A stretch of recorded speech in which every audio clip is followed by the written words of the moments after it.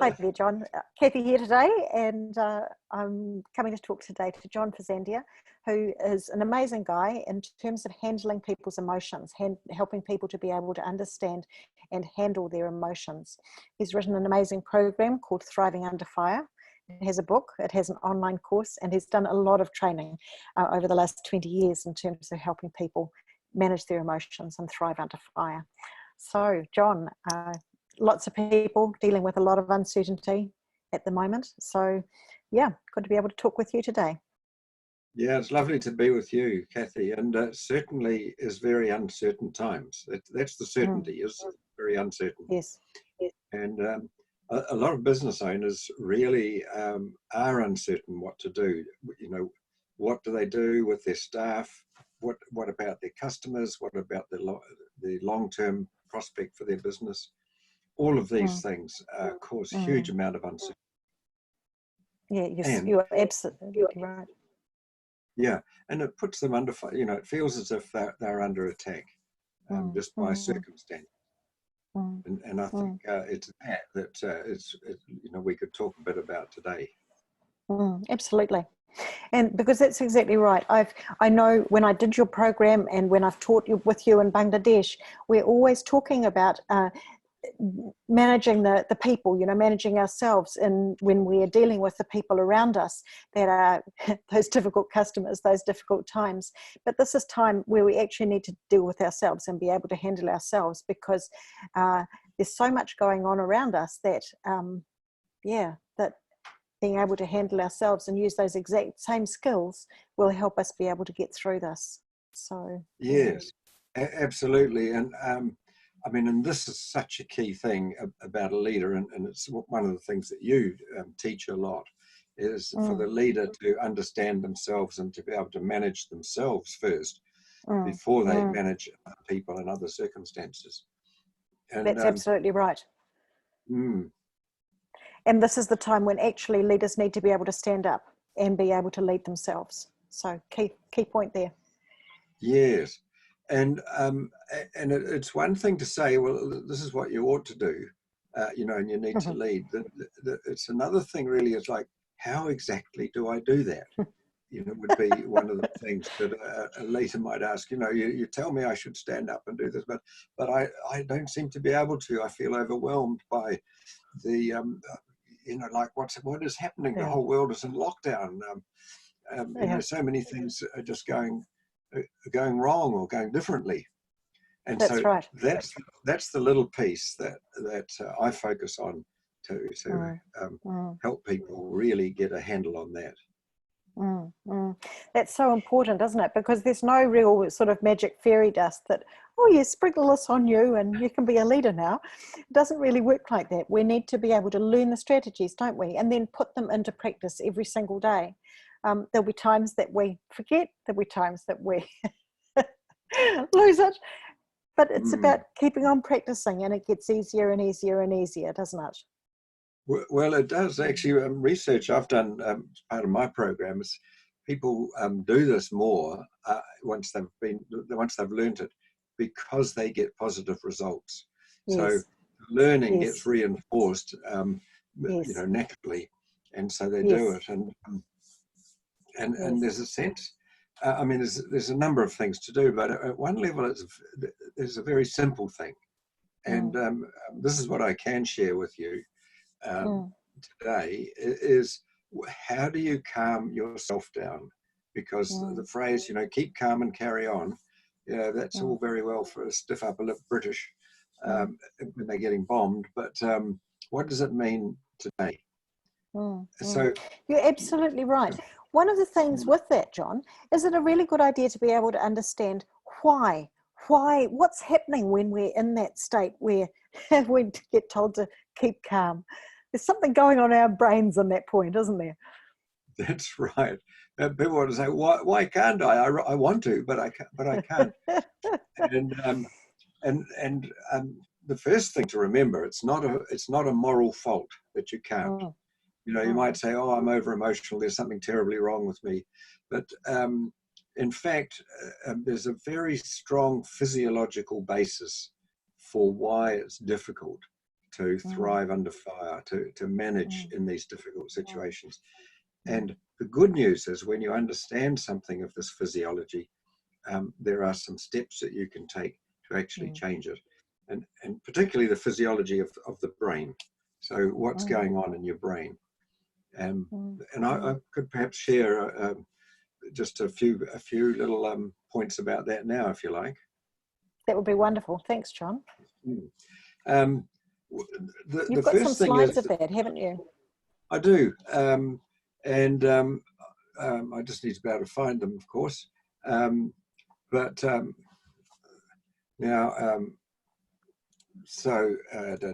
Video with Cathy. Hang on a minute. I've completely lost you, Cathy. I'm still, but I take it I'm still here on online. Yeah, absolutely, yeah. Okay, well, I'll just trust that.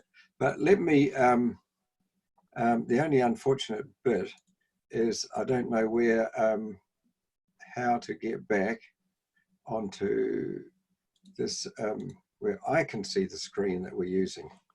Okay. So my apologies for being somewhat incompetent with operating this my own system. It's very good practice for remaining calm, isn't it?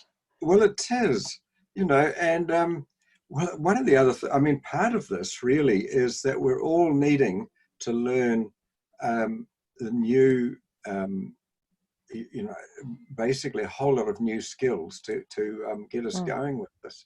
And I think I know where I need to look. Yeah, that's always useful. you maybe don't realize, but now I've lost the particular screen that I'm going to share, so I'll find that again over here. I'll put that up there like that. Now I know. Actually, it's not, because I'm sharing screen 2, which is, goodness knows what that is. Oh, we've got a whole heap of yes, you need to choose a different screen to be able to share. And we've also lost the video. Have you got the video back again? I'll edit that out. I'll get that edited out, John, somehow, I think, if I can. Right. Can you? I think I've worked it out. But great. So what we are talking about is let me just share the screen here. You can hear me, I take it. Yes, I can. And can you put your little video back on so that we can see your face as well, talking rather than your lovely avatar? Yeah, there we go. That would be wonderful. Thank you. Well done. So, one of the key things about this is that you can. What happens in your brain is an emotional moment when you get overwhelmed by all of these things that happen.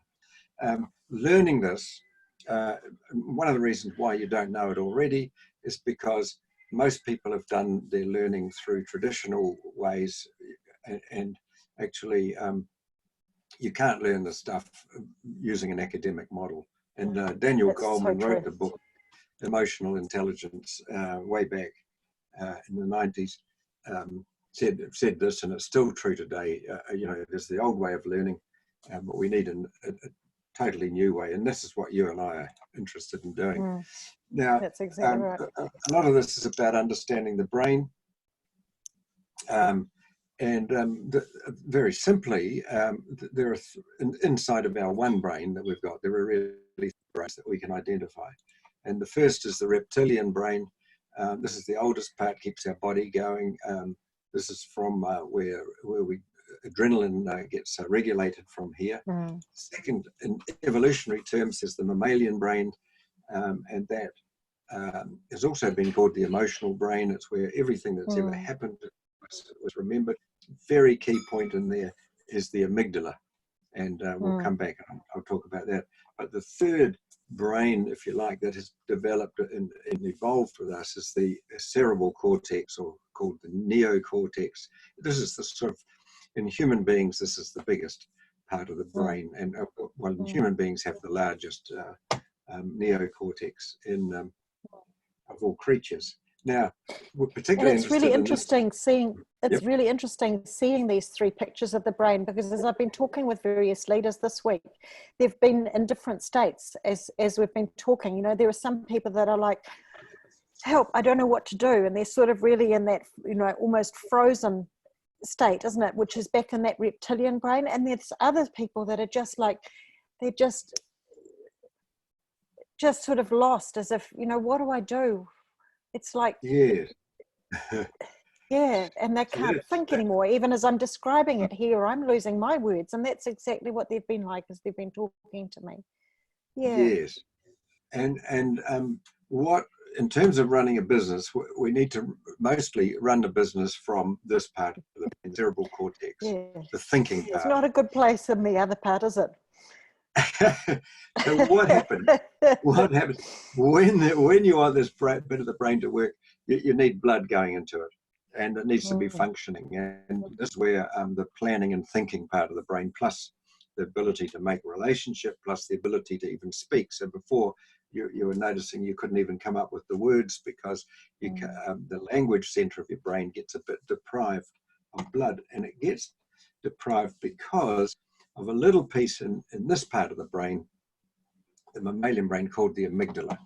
And now the amygdala, we can just put that off now, but this is the security center of the brain. So when we feel like we're under attack, the amygdala becomes hyperactive, sends message to the reptilian brain, I need adrenaline because we're in danger, and that's for fight or flight or freeze, in fact, which is what you're saying. Some of these people, and even you in that moment, sort of is that moment of freezing. I don't even know what to do. So the amygdala hijacks the brain. It takes all the blood from the frontal cortex, which is why you can't think and plan and even know what to say exactly. Now, the amygdala is important because if we didn't have it, we wouldn't be afraid of anything. We'd get run over by cars easily. We'd get into all sorts of trouble. So it's a very, very important part of our survival. However, it can become overactive, and that's where it hijacks the brain. So our frontal cortex thinking part not working. Now, as a leader in a business under pressure, like you are at the moment,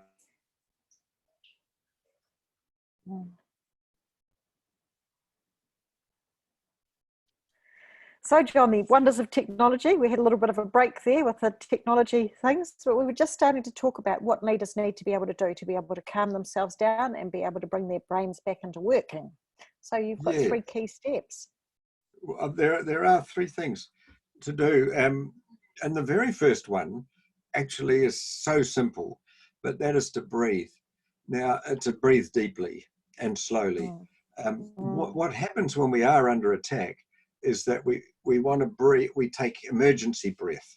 And so our breath comes from the top and it gets quick oxygen to the brain, and then that does allow us for fight or flight or whatever.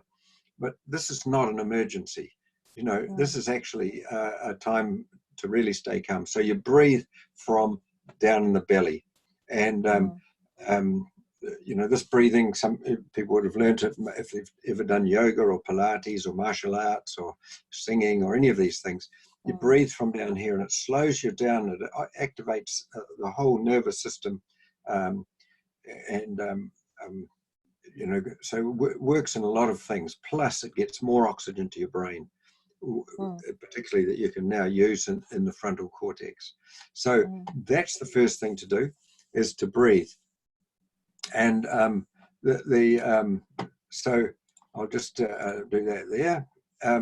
Now so this is breathing, deep breathe, and do it slowly. Let the old breath out first, and then take in a breath from there. Now the second thing is probably a bit surprising to most, not so obvious, is to name your feelings to yourself. So even saying to yourself, I'm worried about this situation, this is really scary, I'm feeling anxious, any of these kind of words, what it does, you see, when we have these uncomfortable feelings, we often want to externalize them and blame some other reason, or put them out there somewhere. Often it's, I mean, we even say this, you know, you make me angry, you make me something, or even the situation that makes me angry. But what it actually means is, this is your feeling, and accepting this as your feeling is a really powerful thing to do. And you wouldn't really know it until you try it to do this. But naming your feelings to yourself, sometimes it's appropriate to name them out to others, like I'm feeling really worried by this. But other times, actually, you can just deal with this yourself and say, okay, yes, I'm feeling worried about it, and I have a plan. And I think in New Zealand at the moment, we've a Prime Minister who does this wonderfully. Occasionally, she says she's worried, but more often she would deal with that herself. And she comes across and says, look, we've got a plan. This is what we need to do. And I'm not worried if we do this plan. So this will help a lot of other people also calm down by well, actually naming their feelings. So yes, you are worried by this. You know, it is a you know, new situation that we don't, you know, we're unsure what's going to happen, and quite scary. There's nothing wrong with these feelings. And then the third thing is to ask yourself a complex question. So what else is going on? Because often when things are going wrong, when you're feeling under pressure, you think it's all about you. Somehow I've caused this, and I've got to solve it all on my own. But if you start asking this question, this will also activate the frontal part of your brain. So, so it's kind of just, you know, ask this about people, ask this about the whole situation. It's actually bigger than me. So there are some things I don't need to, you know, I can't fix. And as a lot of these top sportsmen say, I will do something about the things I can control, but there's an awful lot outside my control, and I ain't going to worry about those. So those would be the three things, Cathy, that will make a big difference to. That's exactly right, isn't it? And so you've got that stuff about asking a complex question, and normally when you're thinking about it between the two different people, you know, there's you and then there's your difficult customer. It might be what's going on, and then, you know, what else is going on for them. But in this particular thing, it might be, in these new times, it might be, what do I need to find out? So that could be the new complex question for our leaders in this particular thing. Where am I now? What do I need to find out? Because we're having to learn a huge amount. And that opens up those thinking pathways, doesn't it? It does, And then once you get thinking, that's when the amygdala calms down, that emotional brain that doesn't dominate. It still needs to be there and still will be there, but it doesn't have to be the primary thing.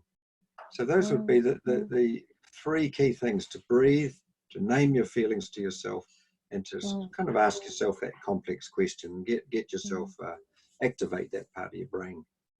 Well, thanks very, very much for sharing those things, John. It's really, really important to be able to develop our emotional intelligence even more in these times. And that's where learning about your emotions and stuff, you know, really comes into play, doesn't it? So I know that you have an online course and you have your books, and I'm wondering if you wanted to be able to share with people how to get copies of your book or how to be able to get your online course. Yeah, lovely. Well, in fact, I'll just share my screen there, and what I've got is the online course. Hang on, that's my camera now is not going to go on for me, but you can see that. I take it you can see the screen. I can't see the screen. We can see. Oh, you can't see the screen? There, you can see the screen there, and you can even see me. Right. Yes. I didn't push the last button to share. You know, the online course that I've got it's 4 modules. And people just can do 10 or 15 minutes a day over a week, a couple of weeks. I'll get a lot. Now that program I normally sell for nearly $500, but I can give it to your clients and people who see this video for half price. Thank you very much. And you just go onto the website there, to the online course, and put in the code. When it comes up to the cart, BSI, then that will automatically reduce the price. And so that's or up one slide from that, from the one that you've got at the moment is the TUF. If you go up one slide, people will be able to see that. Go up to slide 14, that one there. One up rather than 14. one down. That one there. Yeah, so that's the so code there, BSI. Oh, you're good. Thank you. You could be my, you're keeping the technology, keeping us No good. problem. It's all about learning, isn't it? It is, yeah. Yeah, Oh, fantastic. I forgot to add that slide there. So yeah, I'd love to do that. And if anybody does want more and they want a copy of the book, they can contact me through the website. Just email me directly. And that's tough.co.nz, isn't it? It is. Yeah. Fantastic. Thank you so much, John. Thank you for your knowledge, for your enthusiasm, for your willingness to help other people at this really difficult time. So yeah, all the best, and we'll catch up again soon. Well, Cathy, I'm delighted to be able to support you in your work, because I think what you do is great. Businesses, we complement each other a lot, and so all the strengths to you. And it's great also having you part of our team training in Bangladesh. It makes a big difference to the people there, what we do. It sure does. Yeah, and I'm really looking forward to being able to go back again. And actually, this could be a really good plug to talk about the next meeting of the Wellington City Circle, because you're our speaker for April. And you're talking about the yes and no moments of an entrepreneur. And boy, oh boy, that is another topic that is really, really needed right at the moment, is what are we saying yes to? What are we saying no to? So coming up on the 9th of April, it will be online. It'll be a Zoom job, that one. Yeah, it'll be a Zoom job, that one. So, yeah, so we're looking forward to that too. Okay, thanks very much, John. Stay safe, stay warm. All right. Thank you. Bye-bye. Bye.